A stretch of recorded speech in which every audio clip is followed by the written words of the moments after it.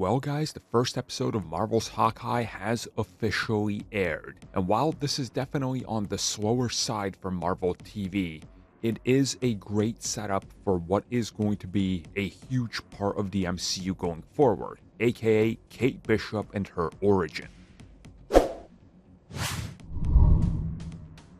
So this first episode is far less focused on Clint, although we do get a decent amount of footage with him, with his family, and sort of what he's been up to, and of course some of the things he's dealing with in a post-Avengers Endgame life, where he's seen as a celebrity, but he's not really the most recognizable of the Avengers. Even when it comes to the actual play that we see play out that's based on Steve Rogers, the musical, we see that Hawkeye gets overshadowed, and that tends to be something that's sort of always been, I guess, related to the character in the comics or everywhere else he shows up. So throughout the episode, we get to deal with that, while also we get to see Kate as she's slowly starting to figure out that the world is changing. Specifically, when she finally comes face to face with her mother again, who she hasn't seen in a while, and it's because Kate has caused some damage to school property. Now we see that her mom has a new relationship, and this guy has a fascination with swords, which also brings us to meet a character called Armand. Now this character is particularly interesting because it looks like he has something to do, or at least knows some secret or something that's going on with Kate's mom. Again, they keep it very much secretive and loose, and it looks like he's threatening her.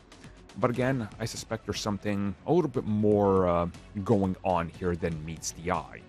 With that in mind, we do get the hint that there's this, wealthy, let's put it that way, whole underground syndicate of crime and mystery that's going to fold out throughout the rest of the series. And we even see a little bit of the Tracksuit Mafia make their first appearance. So there's definitely the sense of this story is far from over, and even by the end of the series, there's probably going to be a lot more to explore in regards to what is going on now as it relates to New York and what is literally hiding right beneath it. Specifically as it relates to the mob and the rich that can control everything, but also can be down dirty and literally controlling the syndicates, which I really enjoy that they're doing this. Again, this episode has quite a few interesting twists that go on in here, specifically with how they're going to set up Kate, how she gets Lucky, the pizza dog, and how she even ends up getting the Ronin suit, which is part of a bidding war by the rich and famous, of the criminals and the crooks. So again, there's a lot going on here. And the biggest moment happens right towards the end, where we see that the character of Armand is mysteriously found dead, and Kate happens to be in the house. She runs off, and that's it. Now the plot thickens. How is he dead? Is somebody a little bit more sinister involved?